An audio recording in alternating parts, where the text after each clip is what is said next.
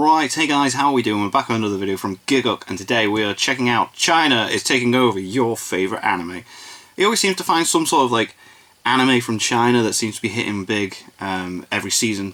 Like he touched upon that e-sports anime not too long ago, about what it's like to actually be in an esports team and that. So see what he's talking about this time, shall we?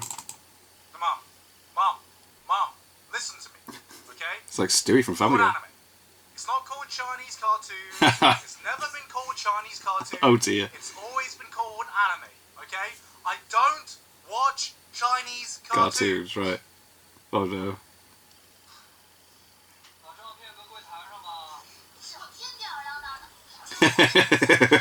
Japan are the modern kings of 2D animation. Yeah, definitely. While Disney may have originally set the rules, Japan have continued to pump out and tell amazing stories in the medium My of 2D God, yes. animation, even if it seemed like for the longest time, the rest Dude, of the world totally so decided good. that 3D was the way to go. But they stuck to their guns, and I think a lot of us gravitated towards Japanese anime for this exact reason. Yes. Now with anime exploding in popularity worldwide, it feels like they have kind of a stranglehold when it comes to 2D animated TV series in the modern day. So with the decades of experience and wealth of talent in the industry, we won't really have to pay attention to what other places are doing. Right. Right? There we go. What's this? I did not think I would find another show that would eclipse Odd Taxi as my biggest surprise. Oh, okay, cool. So when a new Chinese Link animation, Click. Link Click popped up as the 21st highest rated show on Mal, Oh. I was just like, What's that? what the fuck is this? Yeah. Let me just look at this poster.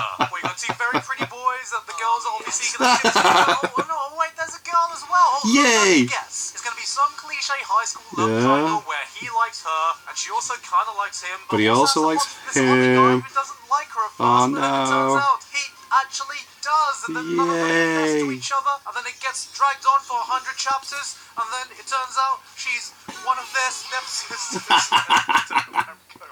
And it turns out I was absolutely wrong. Oh, right, okay. It follows two guys. Oh, these guys have the weird abilities, aren't they? And Luke. He can see pictures in a photo, and then he can see what they've done. Oh, I'll let him explain it. That one. Two boys who can travel through time. Kind of. There we go, The two yeah. of them run a photography studio, which acts as the core basis of their time travel mechanics. This sounds Being able really to see weird. all the events that happen 12 hours ahead from when the photo was taken, and this guy can possess any person who took the photo. Sheng Jiaoshi is the traveller, and Lu Guang is the guide. Well, who's Leading in the him through events picture, of the isn't it? past, making sure he doesn't stray off the path too much that it affects the events of the present. Together, they tackle different cases ranging from corporate espionage to human trafficking. Cool. Do you see, I only heard of the concept. I didn't know like what else happens in it. That doesn't need to do too much to hook you in because the concept itself is such a strong hook. It's just so perfectly set up to tell interesting stories full of stakes and conflict. And what immediately draws you in about this show is that it doesn't fuck around setting the stage or Oh, cool. establishing Just get straight what into they it. can do and how they do it. They can only enter each photo once. Right. They only have a 12-hour time period to do whatever it is they need to do. Right. And they both agreed that no matter what happens, They don't change the won't past. act to change the events of the past. I reckon It sounds that's pretty gonna come into simple on play. paper, except when Sheng Jiaoshi possesses a person, he doesn't just inhabit them. He feels what they feel, Oh, wow. senses what they sense, and even get his host's memory along the way. But he's forced to stay on the predetermined script Lu Guang gives him because whatever happened in the past has to happen again. Right. No matter how he feels about the situation. Oh, he's in. mate, that The host sounds got mental. unfairly judged or mistreated? Well, you better just suck it up and take Just it. take it. Damn. What do you think this is? A fucking Darman video? It's not a Darman. What was that? The host slept with someone in those Amazing. 12 hours? Well, you better get ready for a ride, baby, because there's only one destination, and its name is Bone Town. Nice. The stage is just like PC. perfectly set up for an absolutely wild ride, and the show immediately delivers on it. Link Click has one of the strongest first episodes you can find in anime this year. Oh, damn. The show just throws you straight into the deep end, just fucking full-on no-loot penetration right in the ass. Is it on After Crunchyroll or the first Funimation minutes at all? start Let me rolling, you know. the exact play here. You understand what's at stake, you understand the ride you're about to get on, and you know what this show's gonna be all about. about. Honestly, episode 1 tells you pretty much everything you need to know about the series. You're either going to be hooked or you're not. The animation looks really sick as well. Just watching the first episode would probably do a better job at telling you guys if this series is going to be for you than some dickhead on the internet's ever could who spends far too much time now watching literal Chinese cartoons. God, your mother told you. Hey guys, please stay. Time travel is not exactly a new concept in TV, movies, or No, but that's an interesting way of doing it. To fall into the usual pitfalls. In most time travel stories, it's about changing the present for a better future, or changing the past to meddle with the present. And then you always get the inevitable paradoxes or plot holes that everyone just has to accept because, I don't know, It's time travel. time travel, innit? Yeah. But here, it's more about accepting that the past shouldn't be changed, no matter how painful you know the outcome's gonna be. I think the most genius element they added was having Chen Jiaoshi get the emotions of the person he's coming into, juxtaposed with the passive observer his partner is. Some of the moments he can find himself in can be absolutely brutal, and he has to truly live it. Acknowledging that you have to be merely an observer to some people's most intimate and most traumatic Yeah, that must be very, knowing very that hard the to do. result needs to be willingly acted out might be even harder than being that person, living in that moment ignorant to what's about to come next. Where Linklick truly shines is in its personal stories. It's not always about the big traumatic events, but it's in the small details that give so many of these stories heart. Growing up in a Southeast Asian family, for some reason every problem, according to my parents or aunts or uncles, was resolved with fucking food. Yay. Oh, you're hungry? You should eat. Oh, that you're looks not nice. hungry? You should eat. Oh, you're not feeling well? You Have should you eat. tried eating? Hey, are you eating well? Oh, what? The sky's falling, the sea is red, and the world is coming to an end? Evangelion. You should eat.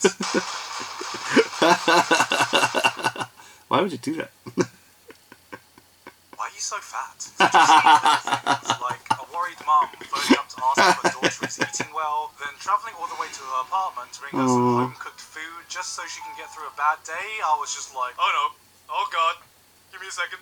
Hold on, I gotta phone my mum and tell her I've already eaten today. Oh no. That's the values of this thing. It fucking... Oh.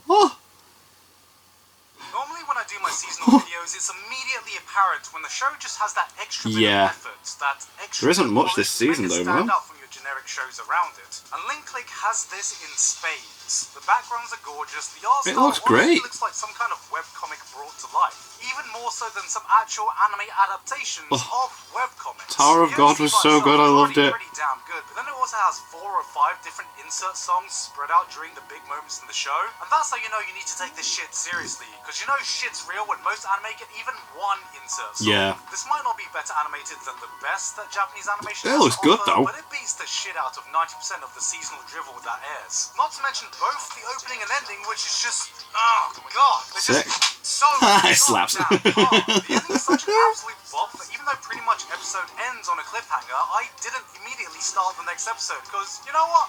I still got time. Then there's the opening, which all I'll say about this is, as a man who skips anime openings, I never want to skip this opening. Nice. I mean, just listen to this. I tend to Look watch how it the first fucking cool episode this and then is. just Look like at skip this it hand after that. animation, man. Shit's smoother than an average League of Legends player's brain. But then Hopefully JoJo's it kinda taught me to be sounds careful about that. because I did, so much so that I said on Twitter that this could possibly be an Anime of the Year contender, Oof. which was wrong. Okay, I might have got a bit carried away, but I was just so hyped to find a gem that I hadn't seen anyone talk about. Yeah. I think the weakest part of I the get show, that. actually, is when it remembered it had an ongoing murder mystery plotline, because every time it did, I was just like, oh, get back to the side stories. The show's at its best when the two main leads are just used as a vehicle to tell other people's story, and whenever it feels pressured to refer back to the main plot, I don't feel like neither leads got enough development to be interesting enough to carry it by themselves. Oh, right, Because okay. when it does, it devolves into a more standard time travel thriller plotline, which other shows have already done and done better. Yeah, The show alright, hits, okay. though, it absolutely fucking hits, which is why what we have right now is a damn solid show. Is it an Anime of the Year contender?